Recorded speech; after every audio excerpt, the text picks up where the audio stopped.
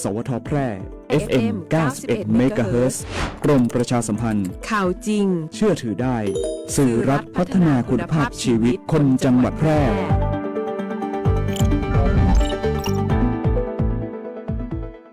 ที่นี่สถานีวิทยุกระจายเสียงแห่งประเทศไทยจังหวัดแพร่ส่งกระจายเสียงด้วยระบบ FM สเตอริโอมัลติเพล็กซ์ความถี่91 เมกะเฮิรตซ์จากนี้ไปติดตามรับฟังรายการแพร่สารฝันพลังใจโดยเครือข่ายดีเจคนพิการ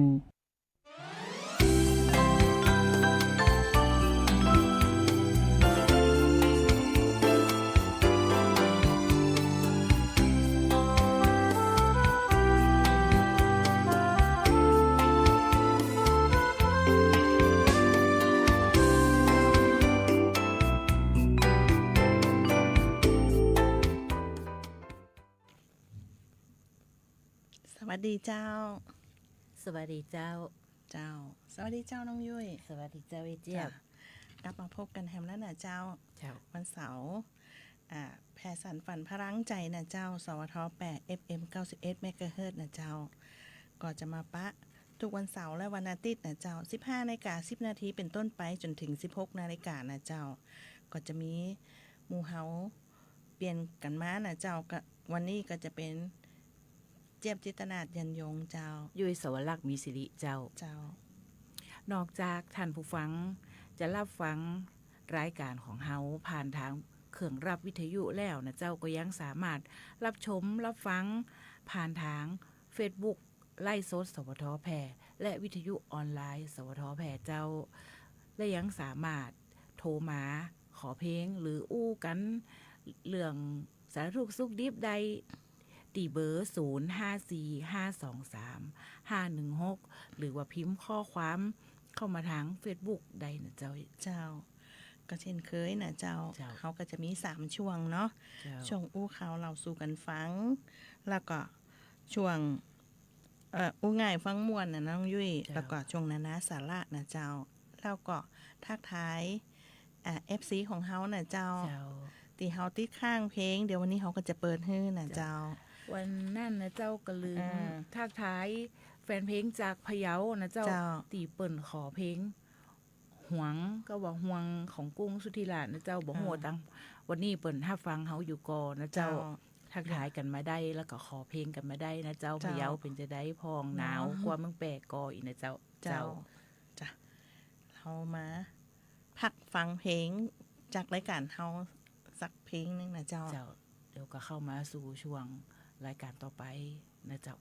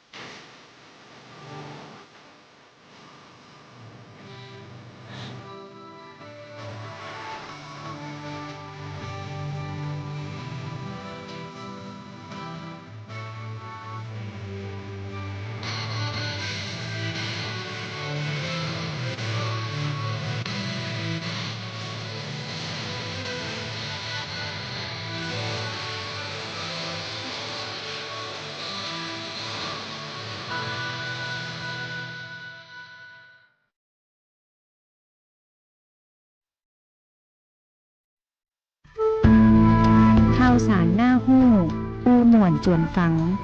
ในช่วงอู้ข่าวเล่าสู่กันฟังเจ้า0545235516เช่นเดิมเหมือนเดิมนะเจ้าแล้วก็ทักทายพะเยาเนาะเจ้าหวงนะเจ้าถ้านั่นก็ตอบเฮาก้ามเนาะว่าตั้งปุ้นเป็นจะได้พ้องเฮาจะมาอู้กันเรื่องดินฟ้าอากาศนะเจ้าลักษณะดินฟ้าอากาศทั่วไปวันนี้นะเจ้าวันที่20พยากรณ์อากาศเขา4ชั่วโมงตั้งหน้าเนี่ยเจ้าภาคเหนือและภาคตะวันออกเฉียงเหนือมีอากาศเย็นน่ะน้องยุ้ยเจ้าเสื้อหนาวปีนี้เขาได้ใส่กันเต็มที่ละส่วนภาคกลางนะเจ้ารวมทั้งกรุงเทพมหานครก็และภาคตะวันออกนะเจ้าก็จะมีอากาศเย็นตอนเจ้าเนื่องจากมีลมตะวันตกเฉียงเหนือในระดับบนพัดปกคลุมนะเจ้าประเทศตอนบนประกอบด้วยกับบริเวณความกดอากาศสูงนะเจ้าขอให้ประชาชนบริเวณดังกล่าวนะเจ้าดูแลสุขภาพตัวเนาะเจ้าเนาะก็พยากรณ์อากาศสำหรับในประเทศไทยนะเจ้า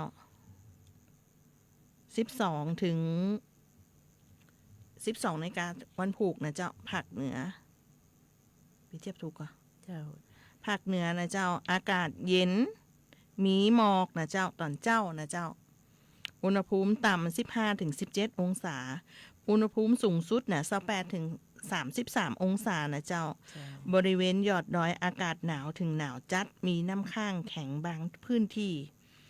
อุณหภูมิต่ำสุดนะเจ้า4 ถึง 12 องศาเซลเซียสนะเจ้าลมตะวันออกเฉียงเหนือความเร็ว10 ถึง 15 กิโลเมตรต่อชั่วโมงนะเจ้าน้องยุ้ยเจ้าขาดหมายอากาศทั่วไปนะเจ้าวันที่20ถึงวันที่26ธันวาคมพุทธศักราช2568ในช่วงวันที่21ถึง22ธันวาคมประเทศไทยตอนบนจะมีอุณหภูมิลดลงโดยภาคเหนือและภาคตะวันออกเฉียงเหนือหรือภาคตะวันออกเนี่ยนะเจ้ามีอากาศเย็นถึงหนาวส่วนภาคกลางรวมทั้งกรุงเทพมหานครและปริมณฑลและภาคตะวันออกมีอากาศเย็นในช่วงเช้ายอดดอยและยอดภูมีอากาศหนาวถึงหนาวจัดและมีน้ำค้างแข็งบางแห่งเนื่องจากบริเวณความกดอากาศสูงหรือมวลอากาศเย็นจากประเทศจีนระลอกใหม่แผ่ปกคลุมภาคเหนือและภาคตะวันออกเฉียงเหนือส่วนในช่วงวันที่23ถึง26ธันวาคมนี่นะเจ้าประเทศไทยตอนบนจะมีอุณหภูมิสูงขึ้นแต่ยังคงมีอากาศเย็นถึงหนาวกับมีหมอกในตอนเช้าเนื่องจากบริเวณความกดอากาศสูงหรือมวลอากาศเย็นที่ปกคลุมประเทศไทยตอนบนจะมีกำลังอ่อนลงเจ้าความขาดหมายอากาศหลายภาคนะเจ้าเฮาก็อยู่ภาคเหนือนะเจ้าไอ้เจี๊ยบเปิ้นว่าในช่วงวันที่21ถึง22อากาศเย็นถึงหนาวในตอนเช้าอุณหภูมิลดลง 1-2 องศาเซลเซียสอุณหภูมิต่ำสุด15 ถึง 18 องศาเซลเซียสอุณหภูมิสูงสุด28 ถึง 34 องศาเซลเซียสบริเวณยอดดอยอากาศหนาวถึงหนาวจัดกับมีน้ำค้างแข็งบางแห่งอุณหภูมิต่ำสุด3 ถึง 10 องศาเซลเซียสลมตะวันออกเฉียงเหนือความเร็ว10 ถึง 20 กิโลเมตรต่อชั่วโมงเจ้าส่วนในช่วงวันที่23ถึง26เนาะเจ้าอากาศเย็นกับมีหมอกในตอนเช้าอุณหภูมิจะเปลี่ยนแปลงเล็กน้อยอุณหภูมิต่ำสุด16 ถึง 21 องศาเซลเซียสอุณหภูมิสูงสุด30 ถึง 34 องศาเซลเซียสเจ้าบริเวณยอดดอยอากาศหนาวถึงหนาวจัดอุณหภูมิต่ำสุด5 ถึง 12 องศาเซลเซียสลมตะวันออกความเร็ว10 ถึง 15 กิโลเมตรต่อชั่วโมงเจ้าเจ็บตอนนี้ก็เสื้อหนาวเฮาก็ฝังเก็บจ้ะเนาะเฮาก็ซักตากกันไว้ก่อนเพราะว่าอากาศมันเปลี่ยนไปเรื่อยๆนะบางทีวันหนึ่งเจ้าหนาวมาตอนร้อนแมลงเย็นนะเจ้าเฮาก็มาอู้กันเรื่องสิทธิและสวัสดิการของผู้สูงอายุกันนะน้องยุ้ยเนาะการจ่ายเบี้ยยังชีพผู้สูงอายุแบบเป็นขั้นบันไดนะเจ้าก็ผู้สูงอายุที่จะได้รับเบี้ยในเป็นรายเดือนแบบขั้นบันไดก็ตั้งแต่600 ถึง 1,000 บาทนะเจ้าก็เริ่มตีอายุ60 ถึง 69นะเจ้า ก็จะได้ต่อเดือนก็คือเดือนละ600นะเจ้า70ถึง79ก็จะได้700นะเจ้า80ถึง89ก็จะได้800 90ขึ้นไปนี่เปิ้นก็จะตัดเป็นปันหนึ่งเลยนะเจ้าน้องยุ้ยเจ้าก็จะเป็นเฮาก็มาอู้ถึงอันนี้ไปเลยนะเจ้าการลงทะเบียนรับเบี้ยยังชีพผู้สูงอายุรายใหม่เจ้ารายเก่านี่ก็คือรับตามวันเวลาที่เปิ้นกำหนดแต่ลงทะเบียนรับเบี้ยยังชีพรายใหม่สำหรับผู้สูงอายุที่มีคุณสมบัติเข้าเกณฑ์การขอรับเบี้ยยังชีพสูงอายุสามารถติดต่อลงทะเบียนรับเบี้ยยังชีพผู้สูงอายุปี2570ได้แล้วนะเจ้าตั้งแต่เดือนตุลาคม2568ถึงวันที่30พฤศจิกายน2568และเดือนมกราคม2569ถึง30กันยายน2569ซึ่งผู้สูงอายุที่เข้าเกณฑ์ต้องมีคุณสมบัติไปตามกำหนดดังนี้นะเจ้า1มีสัญชาติไทย2เป็นผู้สูงอายุรายใหม่และยังบ่เคยลงทะเบียน3เป็นผู้มีอายุครบ60ปีบริบูรณ์ในปีงบประมาณ2569เกิดตั้งแต่2กันยายน2509ถึง1กันยายน2510บ่เป็นผู้ได้รับสวัสดิการหรือ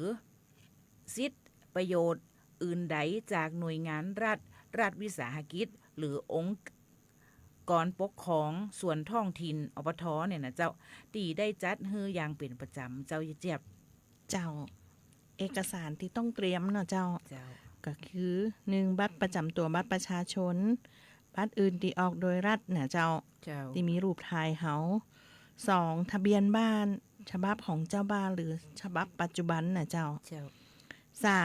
สมุดบัญชีเงินฝากธนาคารในนามของผู้มีสิทธิ์หรือได้รับมอบอำนาจจากผู้มีสิทธิ์น่ะเจ้า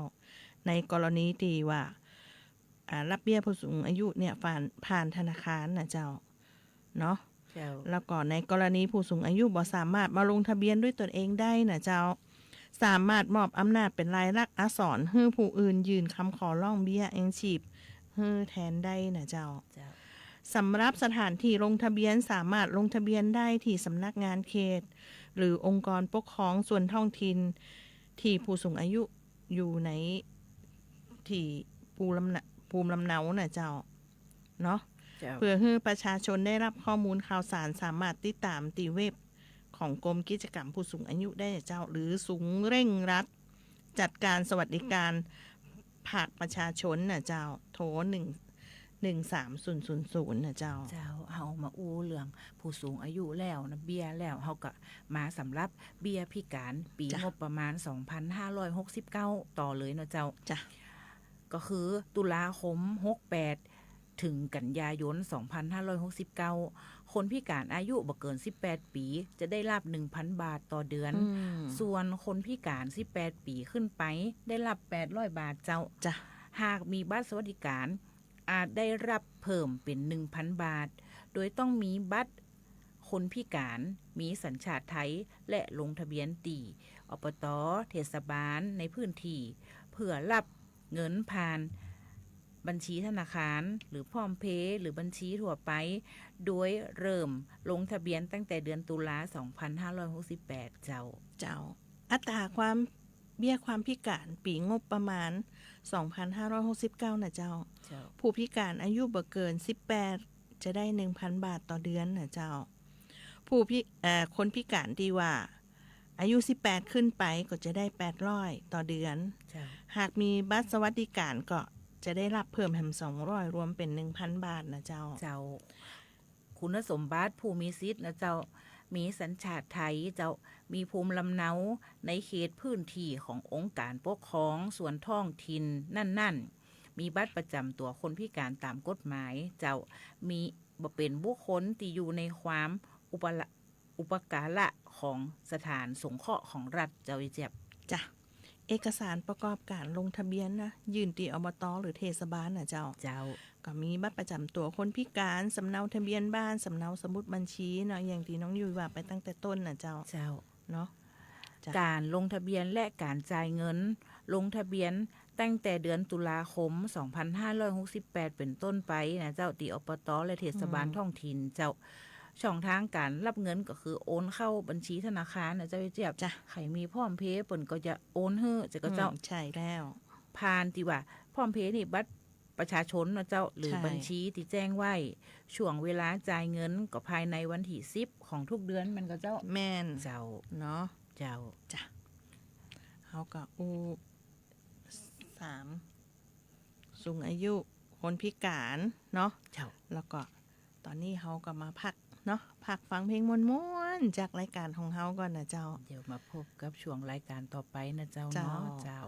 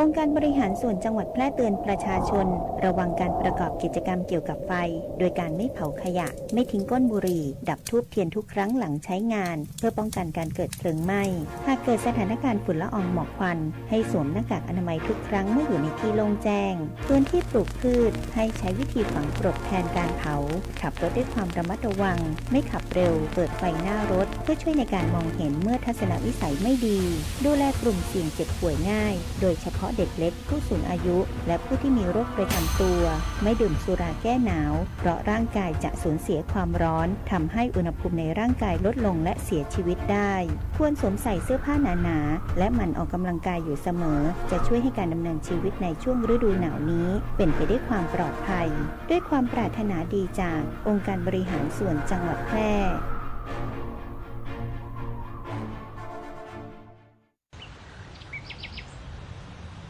หูไว้ก่อนติจะจ้าเกินไปโรคใบจุดกล่มเกิดจากเชื้อราคอเลโตติกลัมจะระบาดในช่วงที่ใบย้างแก่ในฤดูฝนอาการก็คือใบจะเป็นแผลกลมแห้งซีดถ้าปล่อยละไว้เหมือนจะย่าฮือใบร่วงนักผลผลิตลดลงถ้าปะโรคนี้เพื่อขจัยฉีดพ่นสารเคมีป้องกันเช่นไซโปโคนาโซนหรือไดฟีโนโคนาโซนทุก 15-30 วันตัดแต่งกิ่งกำจัดวัชพืชให้โล่งและบำรุงดินให้ต้นยางแข็งแรงหากสงสัยว่าเป็นโรคให้โทรสอบถามสำนักงานการยางแห่งประเทศไทยจังหวัดแพร่054-069-605 หรือ 081-931-2892 พร้อมที่จะช่วยเหลือพี่น้องเกษตรกรทุกเวลา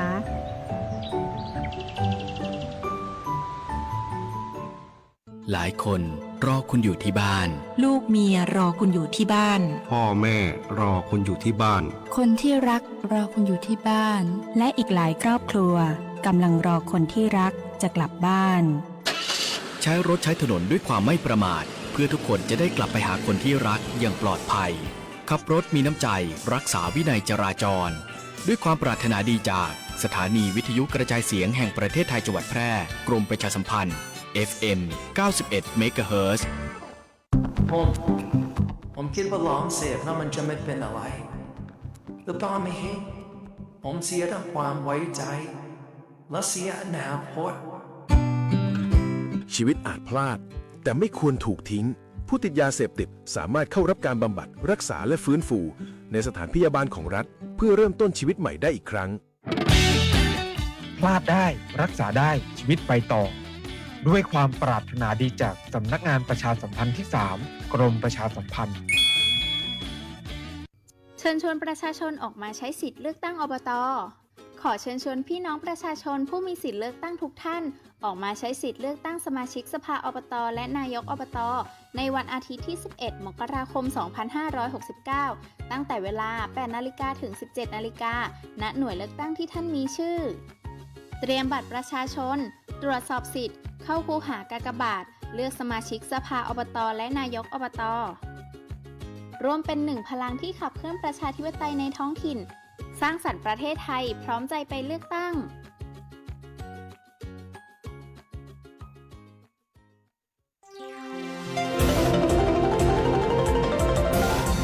วิทยุแห่งประเทศไทยให้ความรู้กู้ความสุข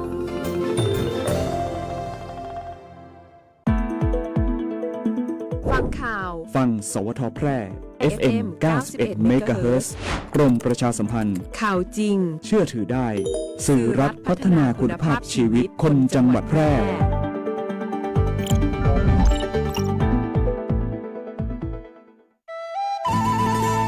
อู้กันสบายๆได้ประเด็นในช่วงอู้ง่ายฝังมวลเจ้ากลับมาสู่รายการแพร่สารฝันพลังใจ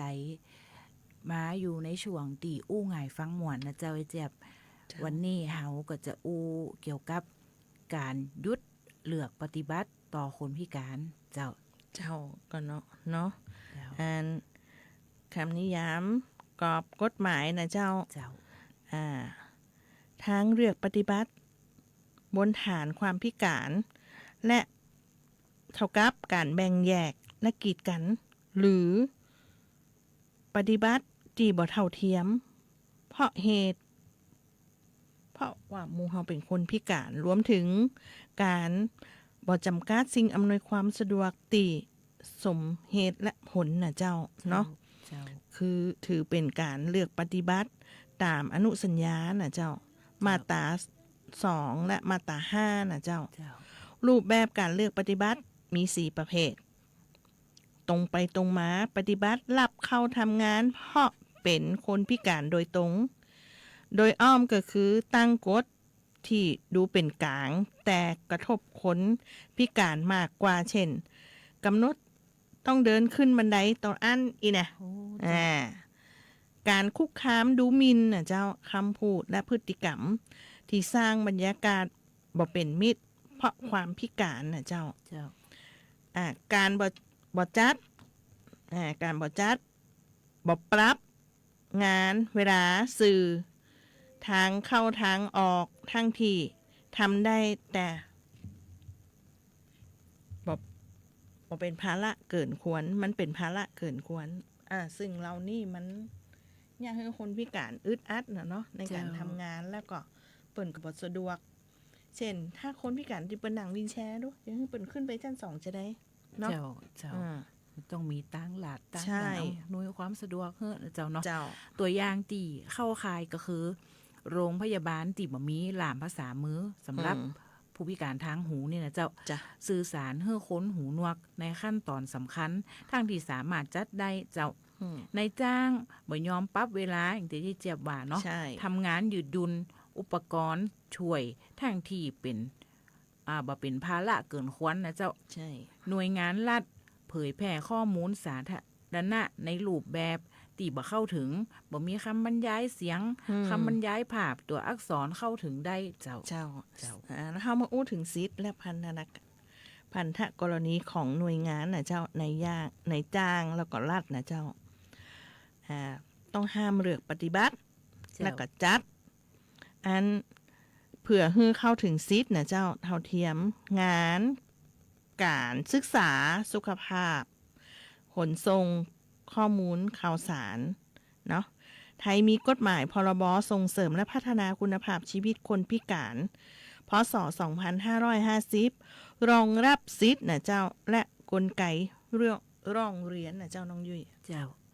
เช็คลิสต์ทำอย่างไรฮื้อบ่เลือกปฏิบัติก็คือเปิ้นว่าฮื้อจัดสถานที่อุปกรณ์ช่วยสื่อสารการปรับงานนะเจ้าเวลานะเจ้าเอกสารอ่านได้โดยโปรแกรมผู้อ่านหน้าจอคำบรรยายภาพเสียงล่ามภาษามือในงานที่สำคัญอบรมบุคลากรเรื่องสิทธิ์ความเข้าใจความพิการและแนวปฏิบัติตาม CRPD กฎหมายไทยเจ้าช่องทางร้องเรียนก็คือสายด่วนคนพิการ1479ฮือข้อมูลรับเรื่องร้องเรียนตลอด24ชั่วโมงเจ้ายื่นร้องเรียนออนไลน์ที่ระบบ DEP กรมส่งเสริมและพัฒนาคุณภาพชีวิตคนพิการกลไกในไทยมีคณะอนุกรรมการขจัดการเลือกปฏิบัติโดยบ่เป็นธรรมต่อคนพิการและช่องทางผ่านพท.เจ้าคณะอนุกรรมการระดับจังหวัดเจ้าเจ้าเฮาก็บ่เลือกปฏิบัติเนาะใช่มีสิทธิ์เท่าเทียมกันเจ้านี่คนพิการเปิ้นก็ถามว่าความรู้ของเปิ้นก็มีกันนะในการทำงานน่ะเจ้าแต่ก็คือความสะดวกสบายเปิ้นน้อยเนาะอย่างเวลาเปิ้นไปทำงานน่ะอย่างเปิ้นนั่งวีลแชร์ก็มีทางลงทางลาดให้เปิ้นย้านน่ะเจ้าถ้าว่าเปิ้นพอจะเดินได้ก็มีคันใดที่มีราวเกาะให้เปิ้นจิ้มน่ะเจ้าจ้ะแล้วก็